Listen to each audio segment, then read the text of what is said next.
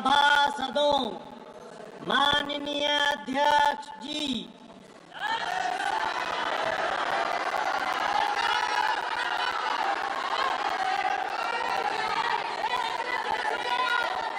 माननीय सदस्यगण, item number 1 Shrimati Nirmala Sitharaman वित्त मंत्री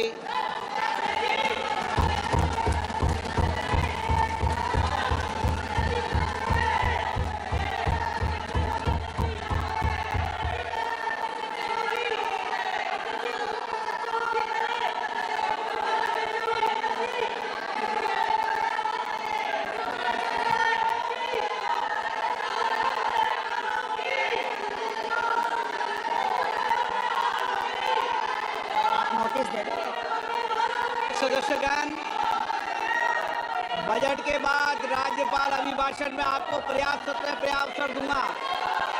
मेरा आपसे निवेदन है, नहीं माननीय अखिलेश जी, आपने संसद की मर्यादा को आप बना के रखें।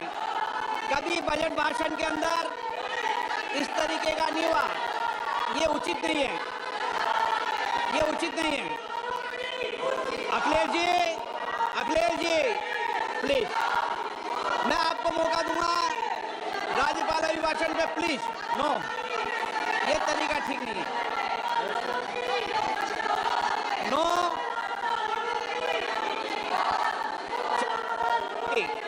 राज्यपाल अभिभाषण पर चर्चा होगी। नो तरीका। Honorable Speaker, I present the budget for 25-26. This budget continues our government's efforts to A. Accelerate growth, B. Secure inclusive development, C. Invigorate private sector investments, D. Uplift household sentiments, and E. Enhance spending power of India's rising middle class. Together, we embark on a journey to unlock our nation's tremendous potential for greater prosperity and global positioning under the leadership of Honorable Prime Minister Shri Narendra Modi. As we complete the first quarter of the 21st century, continuing geopolitical headwinds suggest lower global economic growth over the medium term. However, our aspiration for a Vikasit Bharat inspires us, and the transformative work we have done during our government's first 2 terms guides us to march forward resolutely.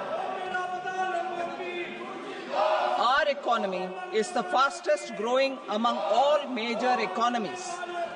Our development track record for the past 10 years and structural reforms have drawn global attention.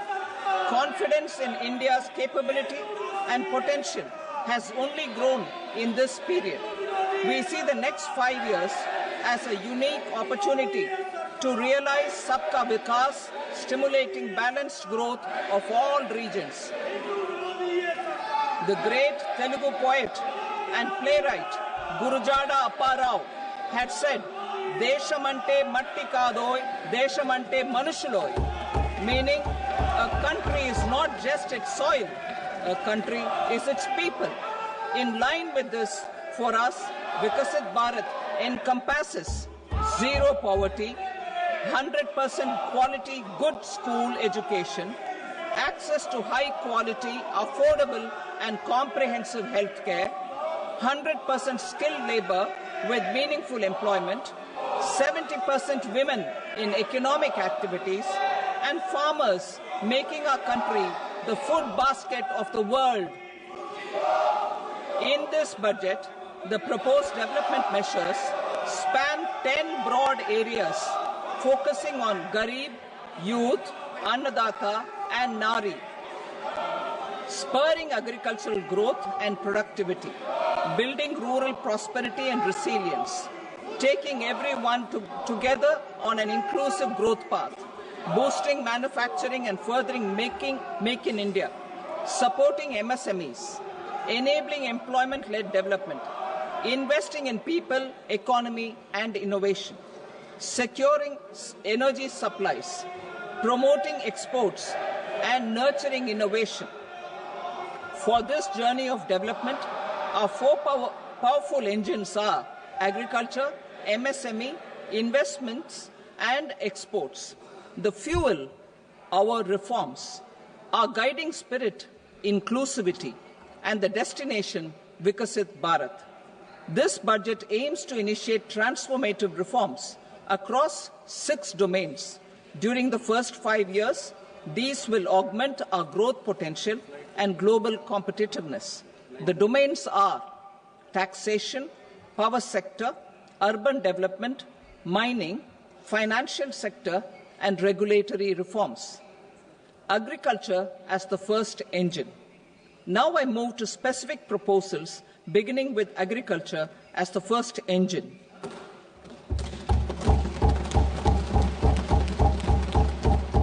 Prime Minister Dhan Dhanya Krishi Yojana, Developing Agri-Districts Program. Motivated by the success of the Aspirational District Program, our government will undertake a Prime Minister Dhan Dhanya Krishi Yojana in partnership with states. Through the convergence of existing schemes and specialized measures, the program will cover 100 districts with low productivity, moderate crop intensity, and below average credit parameters. It aims to 1. Enhance agricultural productivity, 2. Adopt crop diversification and sustainable agricultural practices, 3. Augment post-harvest storage at the panchayat and block level, 4. Improve irrigation facilities, and 5. Facilitate availability of long-term and short-term credit. This program is likely to help 1.7 crore farmers. Building rural prosperity and resilience. A comprehensive multi-sectoral rural prosperity and resilience program will be launched in partnership with the states.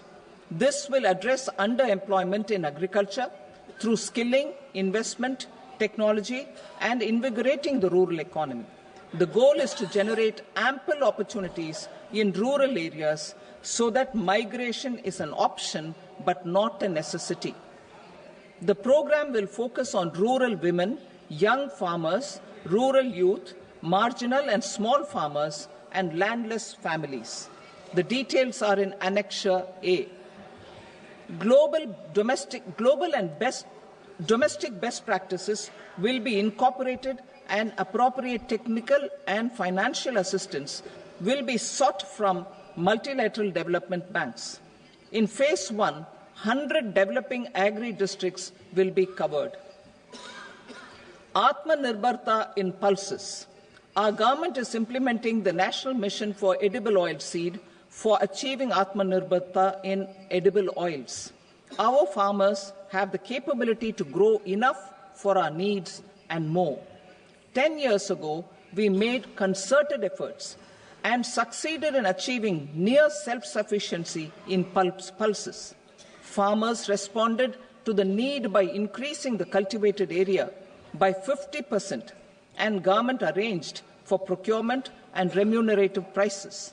Since then, with rising incomes and better affordability, our consumption of pulses has increased significantly. Our government will now launch a 6-year mission for Atmanirbharta in pulses with a special focus on Tuar, Urad and Masoor. Details are in Annexure B. Central agencies such as NAFED and NCCF will be ready to procure these 3 pulses as much as offered during the next 4 years from farmers who register with these agencies and enter into agreements. Comprehensive program for vegetables and fruits. It is encouraging that our people are increasingly becoming aware of their nutritional needs. It is a sign of a society becoming healthier. With rising income levels, the consumption of vegetables, fruits, and Shri Anna is increasing significantly.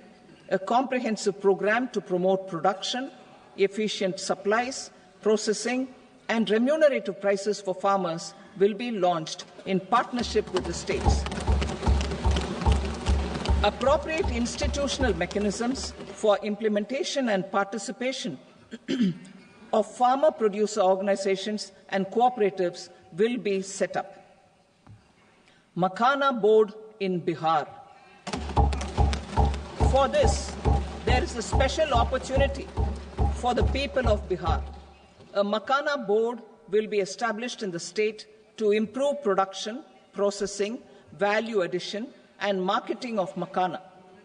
The people engaged in these activities will be organized into FPOs. The board will provide hand-holding and training support to makhana farmers and will also work to ensure they receive the benefits of all relevant government schemes. A national mission on high-yielding seeds will be launched, aimed at 1. Strengthening research ecosystem, 2.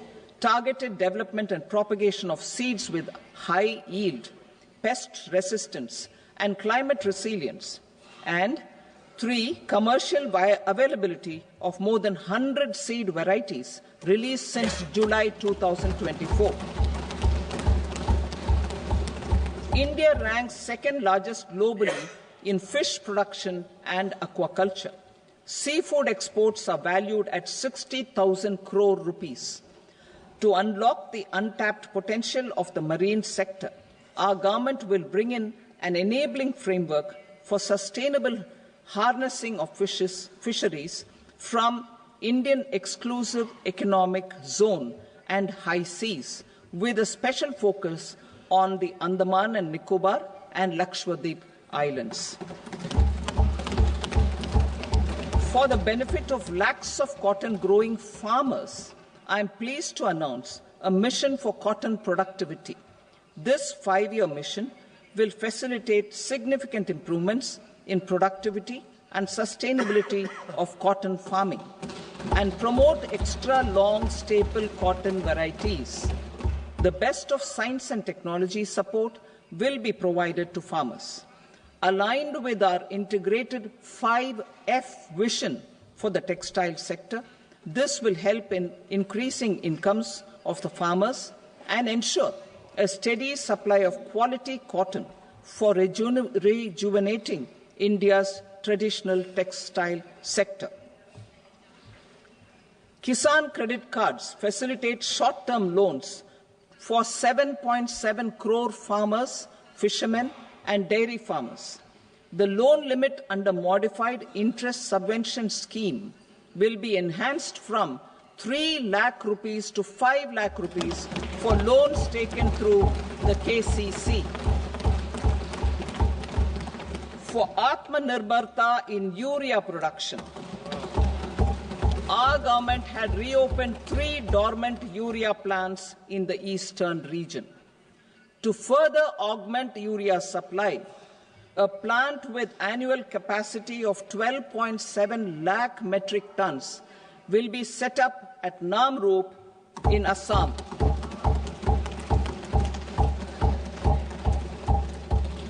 India Post, with 1.5 lakh rural post offices, complemented by the India Post Payment Bank and a vast network of 2.4 lakh Dak Sevaks, will be repositioned to act as a catalyst for the rural economy. Details are at Annexure C. India Post will also be transformed as a large public logistics organization. This will meet the rising needs of Vishwakarmas, new entrepreneurs, women, self-help groups, MSMEs, and the large business organizations. Our government will provide support to NCDC for its lending operations for the cooperative sector. MSMEs as the second engine. Now I move to MSMEs as the second engine, which encompasses manufacturing and services with a focus on MSMEs numbering 5.7 crores. Currently, over 1 crore registered MSMEs, employing 7.5 crore people and generating 36% of our manufacturing, have come together to position India as a global manufacturing hub. With their quality products, these MSMEs are responsible for 45% of our exports. To help them achieve higher efficiencies of scale, technological upgradation, and better access to capital, the investment and turnover limits for classification of all MSMEs will be enhanced to 2.5 and 2 times respectively. This will give them the confidence to grow and generate employment for our youth. The details are given in Annexure D. To improve access to credit, the credit guarantee cover will be enhanced. First, for micro and small enterprises from 5 crore to 10 crore rupees, leading to additional credit of 1.5 lakh crores in the next 5 years. Second, for startups from 10 crore rupees to 20 crore rupees, with the guarantee fee being moderated to 1% for loans in 27 focus sectors which are important for Atmanirbhar Bharat. And for well-run exporter MSMEs, for term loans up to 20 crore rupees. Also for the micro enterprises, we will introduce customized credit cards with a 5 lakh rupee limit for micro enterprises registered on Udyam portal. In the first year, 10 lakh such cards will be issued. Fund of funds for startups. The alternate investment fund, AIFs, for startups have received commitments of more than 91,000 crores rupees. These are supported by the fund of funds set up with the Government of India's contribution of 10,000 crore rupees. Now, a new fund of funds with expanded scope and a fresh contribution of another 10,000 crore rupees will be set up. A new scheme will be launched for 5 lakh women, scheduled castes and scheduled tribes, first-time entrepreneurs. This will provide term loans up to 2 crore rupees during the next 5 years. The scheme will incorporate lessons from the successful Stand Up India scheme. Online capacity building for entrepreneurship and managerial skills will also be organized. Measures for labor-intensive sectors. To promote employment and entrepreneurship opportunities in labor-intensive sectors, our government will undertake specific policy and facilitation measures. To enhance the productivity, quality, and competitiveness of India's footwear and leather sector, a focused product scheme will be implemented. The scheme will support design capacity, component manufacturing, and machinery required for production of non-leather quality footwear, besides the support for leather footwear and products. The scheme is expected to facilitate employment for 22 lakh persons, generate over 4 lakh crore rupees, and exports of over 1.1 lakh crore rupees. Measures for the toys sector. Building on the National Action Plan for Toys, we will implement a scheme to make India a global hub for toys. The scheme will focus on development of clusters, skills, and a manufacturing ecosystem that will create high-quality, unique, innovative, and sustainable toys that will represent the Made in India brand. Support for food processing. In line with our commitment towards Purvodaya, we will establish a National Institute of Food Technology, Entrepreneurship and Management in Bihar. The institute will provide a strong fillip to food processing activities in the entire eastern region. This will result in 1. Enhanced income for the farmers through value addition to their produce, and 2. Skilling entrepreneurship and employment opportunities for the youth. Manufacturing mission, furthering Make in India.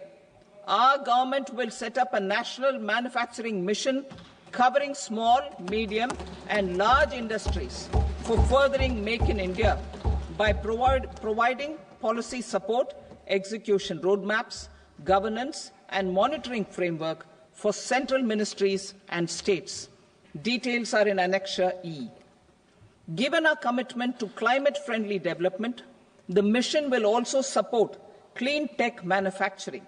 This will aim to improve domestic value addition and build our ecosystem for solar PV cells, EV batteries, motors and controllers, electrolyzers, wind turbines, very high voltage transmission equipment, and grid-scale batteries. Investment as the third engine. Now I move to investment as the third engine, which encompasses investing in people, investing in the economy, and investing in innovation. Investing in people. Saksham Anganwadi and Poshan 2.0.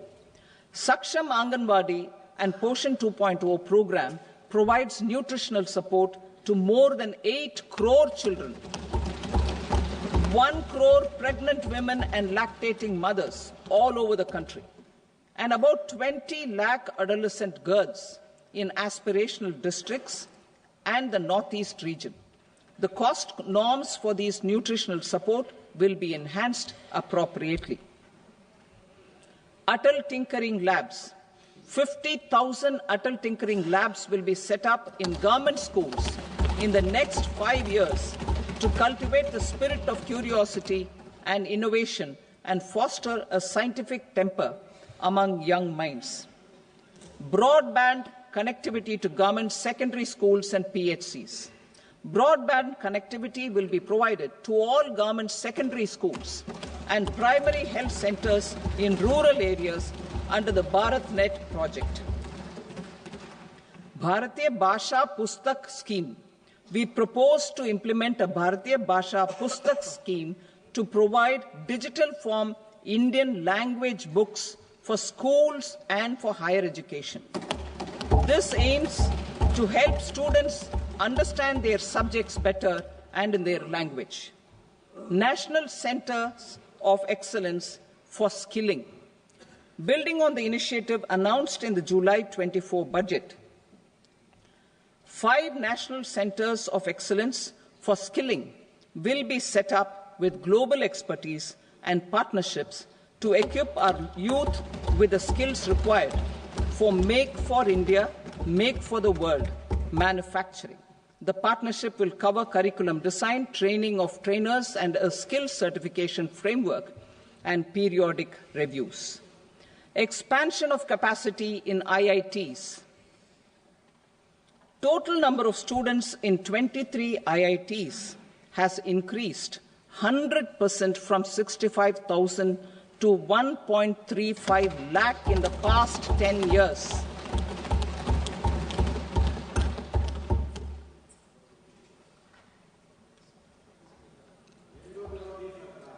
Additional infrastructure will be created in the 5 IITs started after 2014 to facilitate education for 6,500 more students. Hostel and other infrastructure capacity at IIT Patna will also be expanded.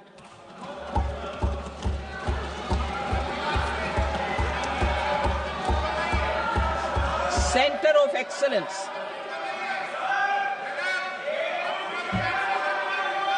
Center of Excellence in AI for Education.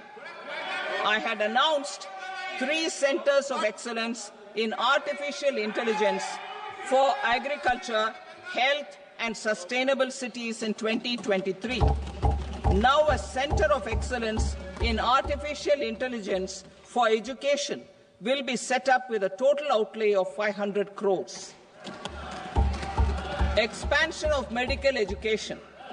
Our government has added almost 1.1 lakh undergraduate and postgraduate medical education seats in 10 years, an increase of 130%. In the next year, 10,000 additional seats will be added in medical colleges and hospitals towards the goal of adding 75,000 seats in the next 5 years. Daycare cancer centers in all district hospitals. Our government will facilitate setting up of daycare cancer centers in all district hospitals in the next 3 years. 200 centers will be established in 25-26 itself. Strengthening urban livelihoods. Our government has been giving priority to assisting urban poor and vulnerable groups. A scheme for socio-economic upliftment of urban workers will be implemented to help them improve their incomes, have sustainable livelihoods, and a better quality of life. PM Swanidhi scheme has benefited more than 68 lakh street vendors, giving them respite from high-interest informal sector loans. Building on this success, the scheme will be revamped with enhanced loans from banks, UPI-linked credit cards with 30,000 rupees limit, and capacity building support. Social Security Scheme for welfare of online platform workers. Gig workers of online platforms provide great dynamism to the new age services economy. Recognizing their contribution, our government will arrange for their identity cards and registration on the e-Shram portal. They will be provided health care under PM Jan Arogya Yojana. This measure is likely to assist nearly 1 crore gig workers.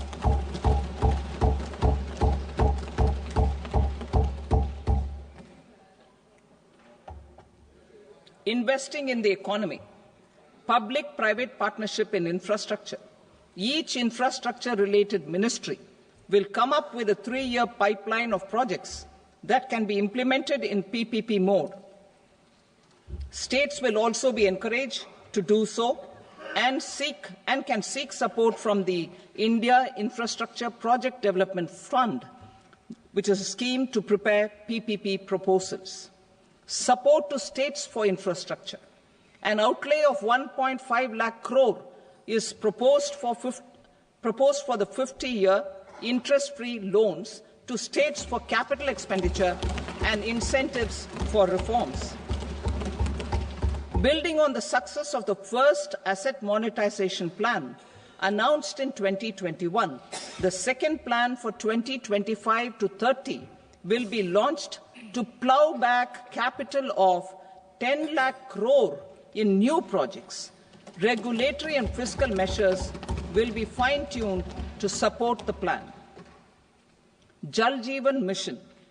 Since 2019, 15 crore households, representing 80% of India's rural population, have been provided access to portable tap water connections. To achieve 100% coverage, I am pleased to announce the extension of this mission until 2028 with an enhanced total outlay. The mission's focus will be on the quality of infrastructure and O&M of rural piped water supply schemes through Jan Bhagidari. A separate MOU or separate MOUs will be signed with the states and union territories to ensure sustainability and citizen-centric water services delivery. Urban sector reforms. Building on the July budget proposals, urban sector reforms related to governance, municipal services, urban land and planning will be incentivized. Urban Challenge Fund. The government will set up an Urban Challenge Fund of 1 lakh crore rupees to implement the proposals for cities as growth hubs, creative redevelopment of cities, and for water and sanitation purposes announced in the July budget. This fund will finance up to 25% of the cost of bankable projects, with a stipulation that at least 50% of the cost is funded from bonds, bank loans, and PPPs. An allocation of 10,000 crore is proposed in 2025-26. Power sector reforms. We will incentivize electricity distribution reforms and augmentation of intra-state transmission capacity by states. This will improve financial health and capacity of electricity companies. Additional borrowing of 0.5% of GSDP will be allowed to states contingent on these reforms. Nuclear energy mission for Vikasit Bharat. Development of at least 100 gigawatt of nuclear energy by 2047 is essential for our energy transition efforts. For an active partnership with the private sector towards this goal, amendments to the Atomic Energy Act and the Civil Liability for Nuclear Damage Act will be taken up. A nuclear energy mission for research and development of small modular reactors with an outlay of 20,000 crore will be set up. At least 5 indigenously developed small modular reactors will be operationalized by 2033. Shipbuilding. The shipbuilding financial assistance policy will be revamped to address cost disadvantages. This will also include credit notes for shipbreaking in Indian yards to promote the circular economy. Large ships above a specified size will be included in the infrastructure harmonized master list. Shipbuilding clusters will be facilitated to increase the range, categories, and capacity of ships. This will include additional infrastructure, facilities, skilling, and technology to develop the entire ecosystem. Maritime Development Fund. For long-term financing for the maritime industry, a Maritime Development Fund with a corpus of 25,000 crore rupees will be set up. This will be for distributed support and promoting competition. This will have up to 49% contribution by the government, and the balance will be mobilized from ports and from private sector. UDAN regional connectivity schemes. UDAN has enabled 1.5 crore middle-class people to meet their aspirations for speedier travel. The scheme has connected 88 airports, and operationalized 619 routes. Inspired by that success, a modified UDAN scheme will be launched to enhance regional connectivity to 120 new destinations and carry 4 crore passengers in the next 10 years. 4 crore additional passengers in the next 10 years. The scheme will also support helipads and smaller airports in hilly, aspirational, and northeast regional districts. Greenfield airports will be facilitated in Bihar to meet the future needs of the state. These will be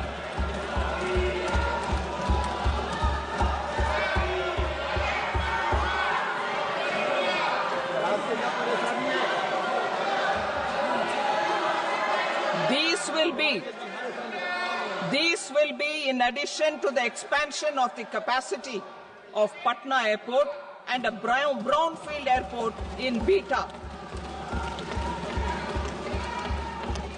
Western Kosi Canal project in Mithilanchal.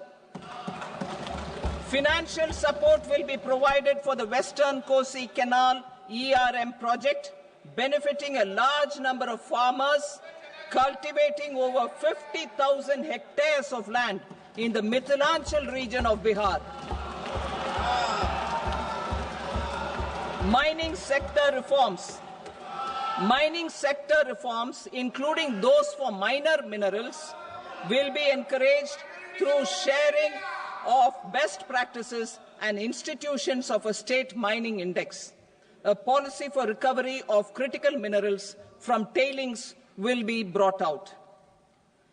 Under the special window for affordable and mid-income housing, SWAMI, 50,000 dwelling units in stressed housing projects have been completed and keys handed over to home buyers. Another 40,000 units will be completed in 2025, further helping middle-class families who were paying EMIs on loans taken for apartments while also paying rent for their current dwellings. Building on this success, SWAMI Fund 2 will be established as a blended finance facility with contribution from the government, banks and private investors. This fund of 15,000 crore rupees will aim for expeditious completion of another 1 lakh units. PM Gati Shakti data for private sector. For furthering PPPs and assisting the private sector in project planning, access to relevant data and maps from the PM Gati Shakti portal will be provided. Tourism for employment-led growth. Top 50 tourist destination sites in the country will be developed in partnership with states through a challenge mode.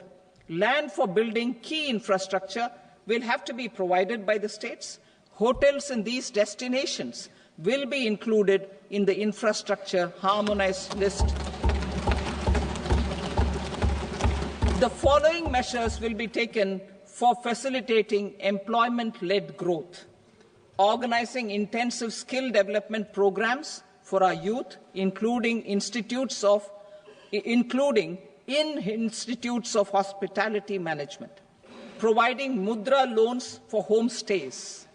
Improving ease of travel and connectivity to tourist destinations, providing performance-linked incentives to states for effective destination management, including tourist amenities, cleanliness, and marketing efforts, and introducing streamlined e-visa facilities along with visa fee waivers for certain tourist groups.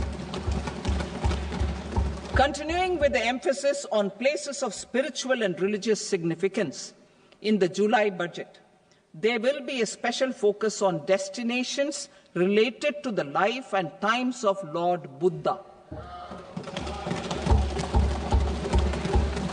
Medical tourism and heal in India. Medical tourism and heal in India will be promoted in partnership with the private sector, along with capacity building and easier visa norms. Investing in innovation.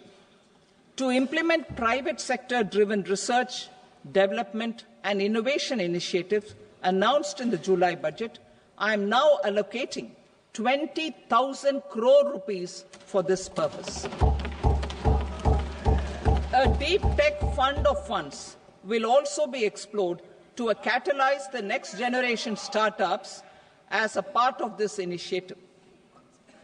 In the next 5 years, under the PM Research Fellowship Scheme, we will provide 10,000 fellowships for technological research in IITs and IISc with enhanced financial support. The second gene bank with 10 lakh germplasm lines will be set up for future food and nutritional security. This will provide conservation support to both public and private sectors for genetic resources. We will start a national geospatial mission to develop foundational geospatial infrastructure and data. Using PM Gati Shakti, this mission will facilitate modernization of land records, urban planning, and design of infrastructure projects. A Gyan Bharatam mission for survey, documentation, and conservation of our manuscript heritage with academic institutions, museums, libraries, and private collectors will be undertaken to cover more than 1 crore manuscripts. We will set up a national digital repository of Indian knowledge systems for knowledge sharing. Now I move to exports as the fourth engine. We will set up an export promotion mission with sectoral and ministerial targets driven jointly by the Ministries of Commerce, MSME, and Finance. It will facilitate easy access to export credit, cross-border factoring support, support to MSMEs to tackle non-tariff measures in overseas markets. A digital public infrastructure, Bharat Trade Net, for international trade will be set up as a unified platform for trade documentation and financing solutions. This will complement the Unified Logistics Interface platform. The BTN will be aligned with international practices. Support will be provided to develop domestic manufacturing capacities for our economy's integration with global supply chains. Sectors will be identified based on objective criteria. Facilitation groups with participation of senior officers and industry representatives will be formed for select products and supply chains. Through this, there are huge opportunities related to Industry 4.0, which needs high skills and talent. Our youth have both. Our government will support the domestic electronic equipment industry to leverage this opportunity for the benefit of our youth. A national framework will be formulated as guidance to states for promoting global capability centers in emerging Tier 2 cities. This will suggest measures for enhancing availability of talent and infrastructure, building bylaw reforms, and mechanisms for collaboration with industry. Our government will facilitate upgradation of infrastructure and warehousing for air cargo, including high-value perishable horticultural produce. Cargo screening and customs protocol will be streamlined and made user-friendly. Reforms as the fuel. Over the past 10 years, our government has implemented several reforms for convenience of taxpayers, such as faceless assessment, 2, taxpayer charter, 3, faster returns, 4, almost 99% returns being on self-assessment, and 5, Vivad Se Vishwas scheme.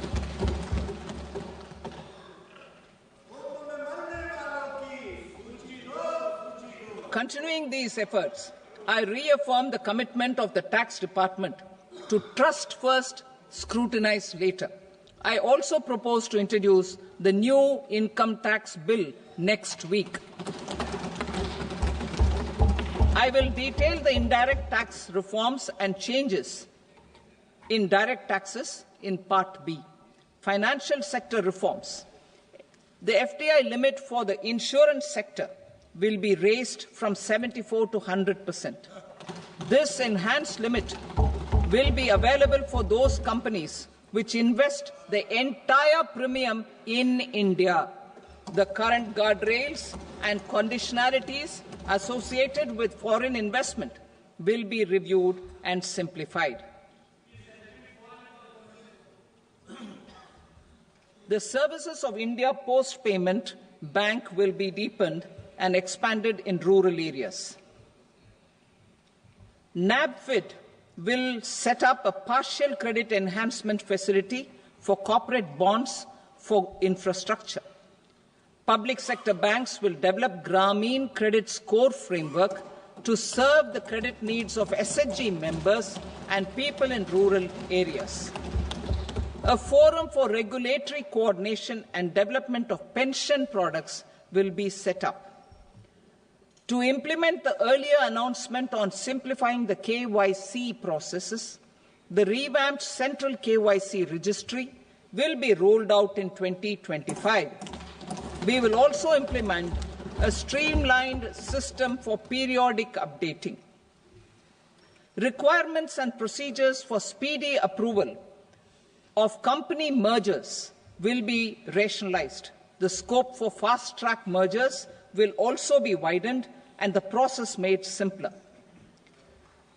As proposed in the interim budget, we signed bilateral investment treaties with 2 countries in 2024 to encourage sustained foreign investment, and in the spirit of First Develop India, the current model BIT will be revamped and made more investor-friendly. In the last 10 years, in several aspects, including financial and non-financial, our government has demonstrated a steadfast commitment to ease of doing business.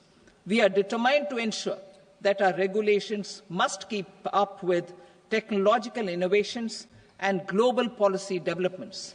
A light-touch regulatory framework based on principles and trust will unleash productivity and employment. Through this framework, we will update regulations that were made under old laws. To develop this modern, flexible, people-friendly and trust-based regulatory framework appropriate for the 21st century, I propose 4 specific measures. A high-level committee for regulatory reforms will be set up for a review of all non-financial sector regulations, certifications, licenses, and permissions. The committee will be expected to make recommendations within a year. The objective is to strengthen trust-based economic governance and take transformational measures to enhance ease of doing business, especially in matters of inspection and compliances. States will be encouraged to join in this endeavour. An investment friendliness index of states will be launched in 2025 to further the spirit of competitive, cooperative federalism. Under the Financial Stability and Development Council, a mechanism will be set up to evaluate impact of the current financial regulations and subsidiary instructions.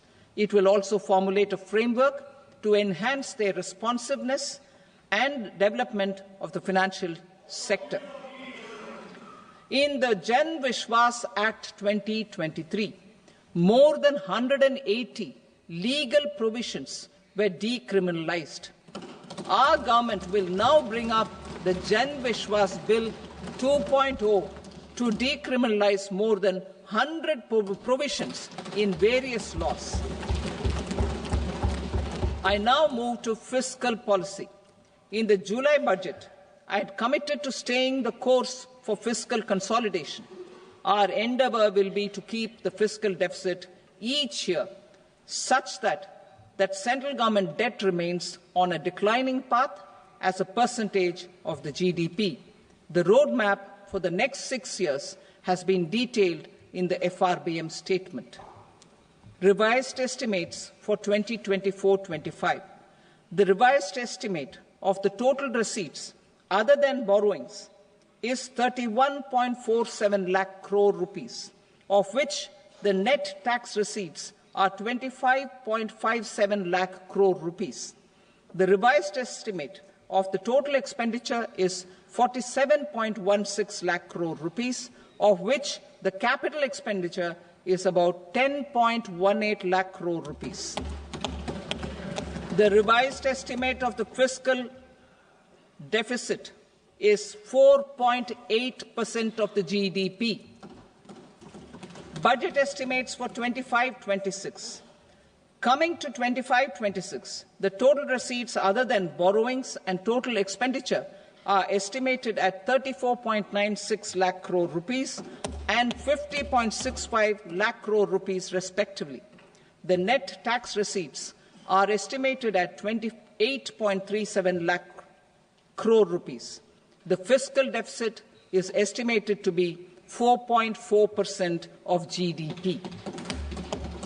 To finance the fiscal deficit, the net market borrowings from dated securities are estimated at 11.54 lakh crore. The balance financing is expected to come from small savings and other sources. The gross market borrowings are estimated at 14.82 lakh crore rupees. I will now move to Part B. Indirect taxes. My proposals relating to customs aim to rationalize tariff structure and address duty inversion. These will also support domestic manufacturing and value addition, promote exports, facilitate trade, and provide relief to common people. Rationalization of customs tariff structure for industrial goods. As a part of comprehensive review of customs rate structure announced in July 2024 budget, I propose to 1. Remove 7 tariff rates. This is over and above the 7 tariff rates removed in 23-24 budget. After this, there will be only 8 remaining tariff rates, including 0 rate. 2. Apply appropriate cess to broadly maintain effective duty incidence, except on a few items where such incidence will reduce marginally. 3. Levy not more than 1 cess or surcharge. Therefore, I propose to exempt social welfare surcharge on 82 tariff lines that are subject to a cess. I shall now take up sector-specific proposals. To provide relief to patients, particularly those suffering from cancer, rare diseases, and other severe chronic diseases, I propose to add 36 life-saving drugs and medicines to the list of medicines fully exempted from basic custom duty.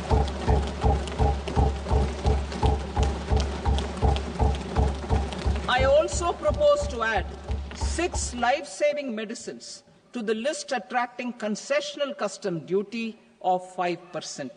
Full exemption and concessional duty will also respectively apply on the bulk drugs for manufacture of the above. Specified drugs and medicines under patient assistance programs run by the pharmaceutical companies are fully exempt from BCD, provided the medicines are supplied free of cost to the patients.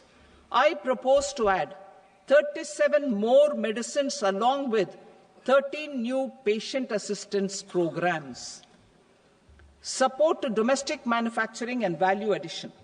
Critical minerals. In the July 2024 budget, I had fully exempted BCD on 25 critical minerals that are not domestically available. I had also reduced BCD of 2 other such minerals to provide a major fillip to their processing, especially by MSMEs. Now, I propose to fully exempt cobalt powder and waste, the scrap of lithium-ion battery, lead, zinc, and 12 more critical minerals. This will help secure the availability for manufacturing in India and promote more jobs for our youth. To promote domestic production of technical textile products such as agro-textiles, medical textiles, and geotextiles at competitive prices, I propose to add 2 more types of shuttle-less looms to the list of fully exempted textile machinery. I also propose to revise the BCD rate on knitted fabrics covered by 9 tariff lines from 10 or 20 to 20% or 115 rupees per kg whichever is higher. Electronic goods. In line with our Make in India policy and to rectify inverted duty structure, I propose to increase the BCD on interactive flat panel display from 10% to 20% and reduce the BCD to 5% on open cell and other components. In 23-24 budget, for the manufacture of open cells of LCD, LED TVs, I had reduced the BCD on parts of open cells from 5% to 2.5%. To further boost the manufacture of such open cells, the BCD on these parts will now stand exempted. Lithium-ion battery. To the list of exempted capital goods, I propose to add 35 additional capital goods for EV battery manufacturing and 28 additional capital goods for mobile phone battery manufacturing. This will boost domestic manufacture of lithium-ion batteries, both for mobile phones and for electric vehicles. Shipping sector. Considering that shipbuilding has a long gestation period, I propose to continue the exemption of BCD on raw materials, components, consumables, or parts for the manufacture of ships for another 10 years.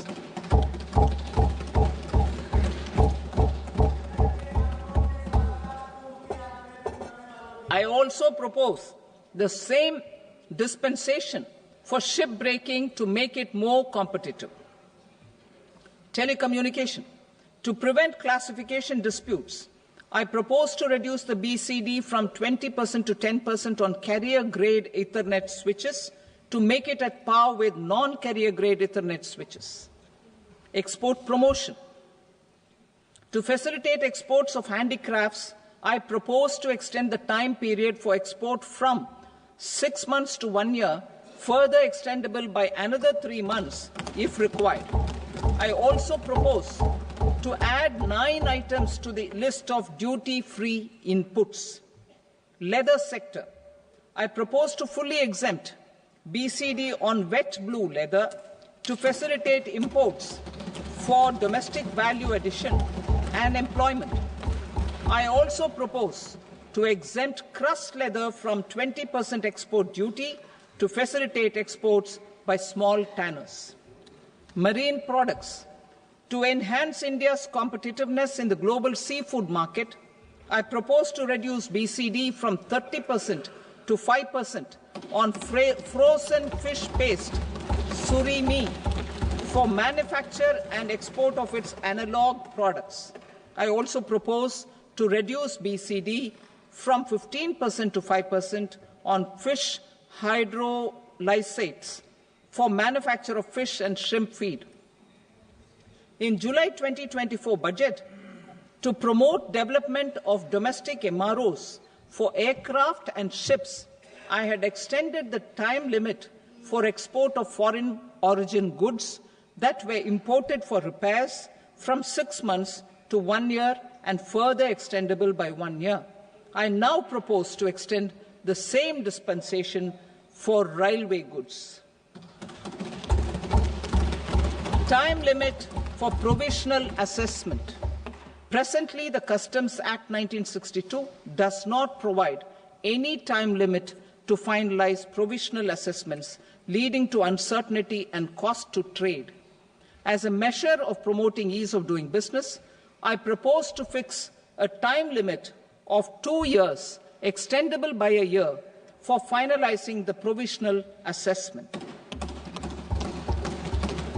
I propose to introduce a new provision that will enable importers or exporters, after clearance of goods, to voluntarily declare material facts and pay duty with interest but without penalty. This will incentivize voluntary compliance. However, this will not apply in cases where department has already initiated audit or investigation proceedings. For industry to better plan their imports, I propose to extend the time limit for the end use of imported inputs in the relevant rules from 6 months to 1 year.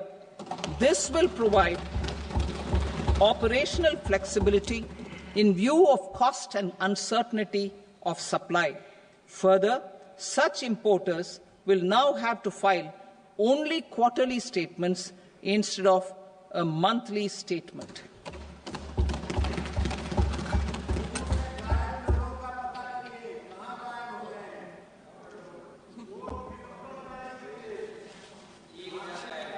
I now come to my direct tax proposals. In Part A, I have briefly underlined taxation reforms as one of key reforms to realize our vision of Vikasit Bharat. In respect of criminal law, our government had earlier ushered in Bharatiya Nyaya Sanhita, replacing Bharatiya Danda Sanhita. I am happy to inform this august House and the country that for new income tax bill will carry forward the same spirit of Nyaya in its drafting as well. The new bill will be clear and direct in text, with close to half of the present law in terms of both chapters and words. It will be simple to understand for taxpayers and tax administrators, leading to tax certainty and reduced litigation. Reforms, however, are not a destination. They are means to achieve good governance for our people and economy. Providing good governance primarily involves being responsive. The Tirukural captures this in verse 542, which reads, "Vaanokki vaazhum ulagallam, mannavan kol nokki vaazhum kudi," meaning, just as the living beings live expecting rains, citizens live expecting good governance. Our government is committed to keeping an ear to the ground and a finger on the pulse and responding while balancing our national building efforts.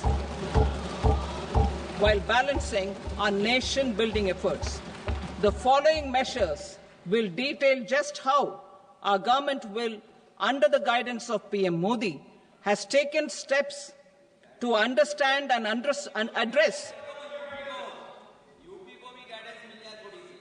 I repeat that sentence, sir.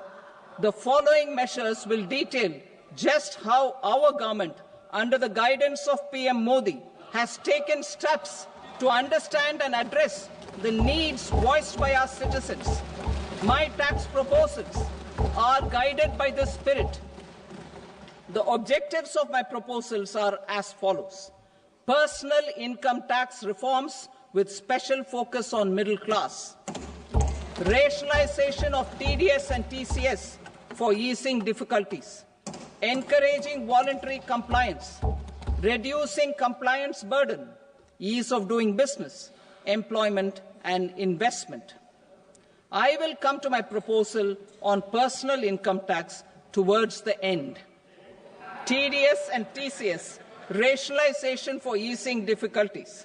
I propose to rationalize tax deduction at source, TDS, by reducing the number of rates and thresholds above which TDS is deducted. Further, threshold amounts for tax deduction will be increased for better clarity and uniformity.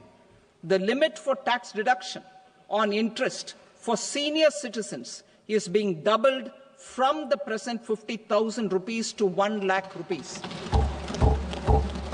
Similarly, the annual limit of 2.40 lakh rupees for TDS on rent is being increased to 6 lakh rupees. This will reduce the number of transactions liable to TDS, thus benefiting small taxpayers receiving small payments. The threshold to collect tax at source, the TCS, on remittances under RBI's liberalized remittance scheme, the LRS, is proposed to be increased from 7 lakh to 10 lakhs. I also propose to remove TCS on remittances for education purposes, where such remittances is out of a loan taken from a specified financial institution. Both TDS and TCS are being applied on any transaction related to sale of goods.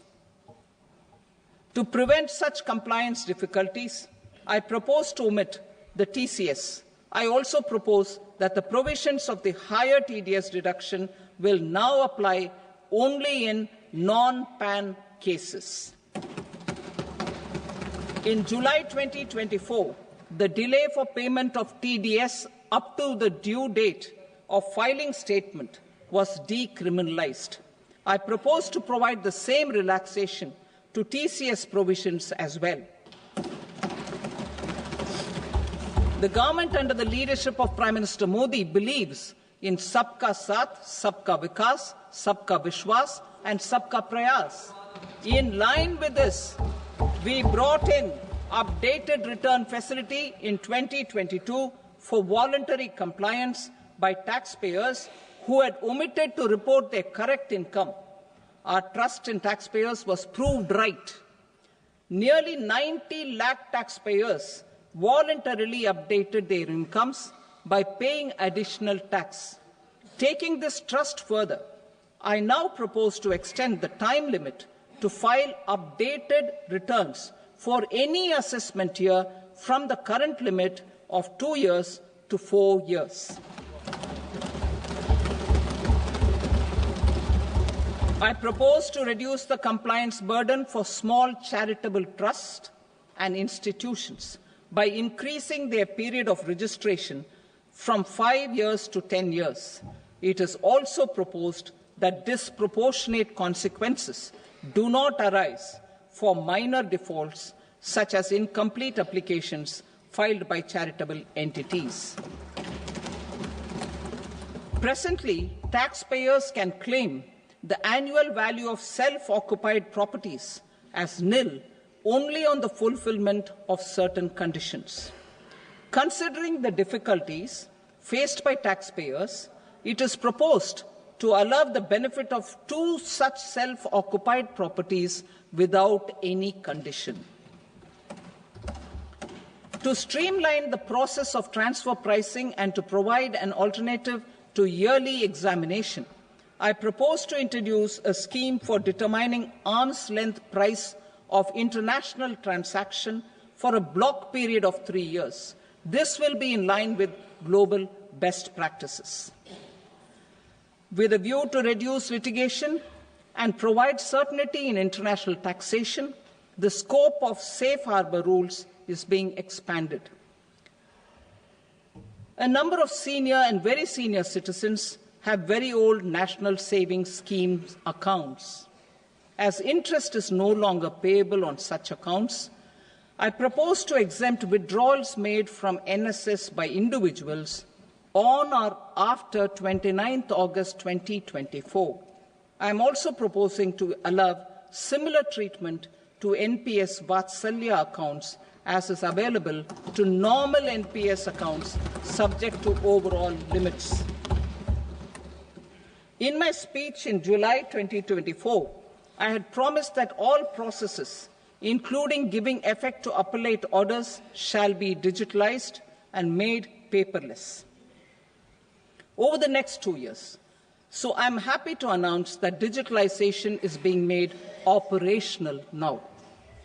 In July 2024, we brought in the Vivad Se Vishwas scheme to resolve income tax disputes pending in appeal. The scheme has received a great response, with nearly 33,000 taxpayers having availed of the scheme to settle their disputes. I have a few proposals to promote investment and employment. It is proposed to provide a presumptive taxation regime for non-residents who provide services to a resident company that is establishing or operating an electronics manufacturing facility. I further propose to introduce a safe harbor for tax certainty for non-residents who store components for supply to specified electronics manufacturing units. Presently, the tonnage tax scheme is available only to sea-going ships. The benefits of existing tonnage tax scheme are proposed to be extended to inland vessels registered under the Indian Vessels Act 2021 to promote inland water transport in the country. extension for incorporation of startups. We continue to support the Indian startup ecosystem. I propose to extend the period of incorporation by 5 years to allow the benefit available to startups which are incorporated before 1/4/2030. In order to attract and promote additional activities in the IFSC, I am inter alia proposing specific benefits to ship leasing units, insurance offices, and treasury centres of global companies which are set up in IFSC. Further, to claim benefits, the cut-off date for commencement in IFSC has also been extended by 5 years to 31/3/2030. Category 1 and Category 2 AIFs are undertaking investments in infrastructure and other such sectors. I propose to provide certainty of taxation to these entities on the gains from securities, to promote funding from sovereign wealth funds and pension funds to the infrastructure sector. I propose to extend the date of making an investment by 5 more years up to 31st March 2030.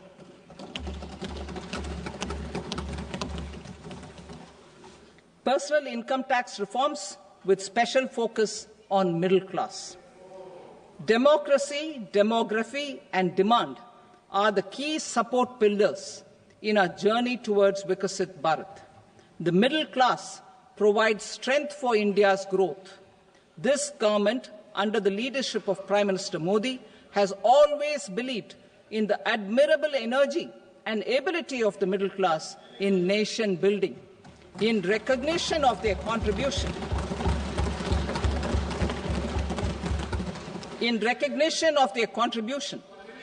we have periodically reduced their tax burden. Right after 2014, the nil tax slab was raised to 2.5 lakhs of rupees, which was further raised to 5 lakh rupees in 2019 and to 7 lakh rupees in 2023. This is reflective of our government's trust on the middle-class taxpayers. I am now happy to announce that there will be no income tax payable up to income of 12 lakh rupees.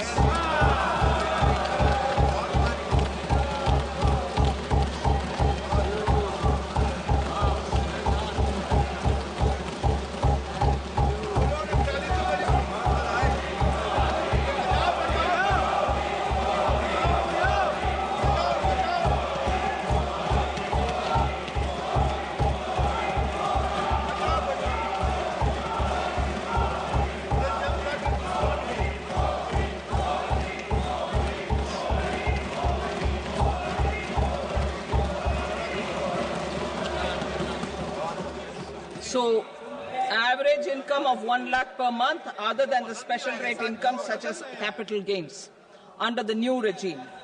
This limit will be 12.75 lakh for salaried taxpayers due to the standard deduction of 75,000. Slabs and rates are being changed across the board to benefit all taxpayers. The new structure will substantially reduce the taxes of the middle class and leave more money in their hands, boosting household consumption, savings, and investment.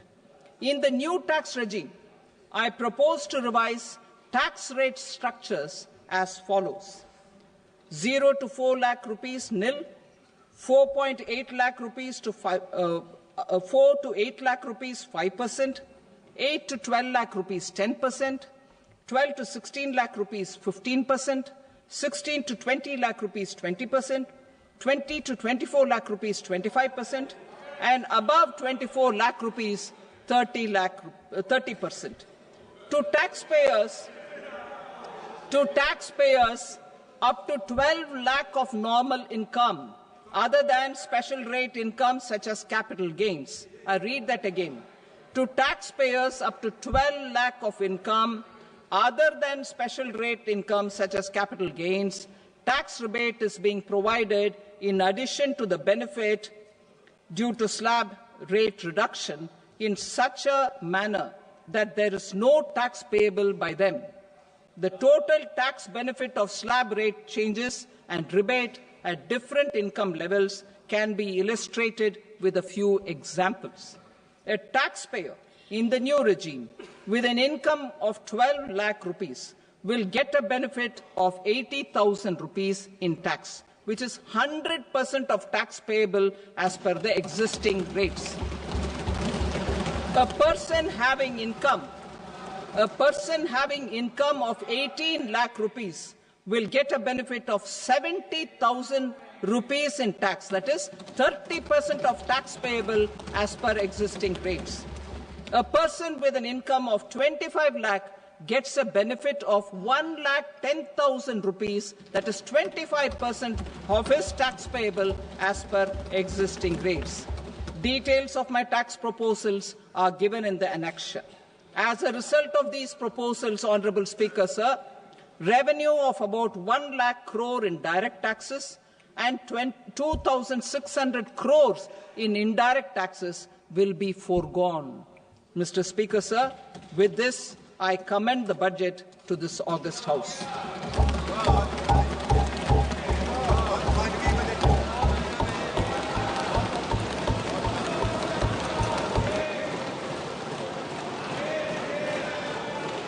Item number 2, Srimati Nirmala Sitharaman.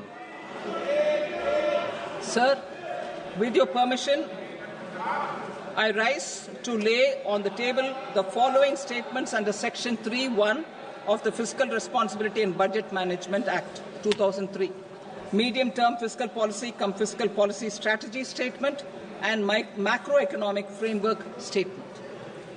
Item number 3, Srimati Nirmala Sitharaman. Sir, with your permission, I rise to move for leave to introduce the Finance Bill 2025. प्रश्न ये है कि विधेयक को पुनर्स्थापित करने की अनुमति प्रदान की जाए। जो सदस्य इसके पक्ष में हाँ कहें, जो सदस्य विरोध में ना कहें। मेरे विचार में निर्णय हाँ वालों के पक्ष में हुआ, हाँ वालों के पक्ष में अनुमति प्रदान की जाती है। माननीय मंत्री जी, अब विधेयक को पुनर्स्थापित करें। Sir, I introduce the bill. Thank you. सभा की कार्रवाई सोमवार दिनांक 3 फरवरी 2025 को प्राप्त 11 बजे तक के लिए स्थगित की जाती है।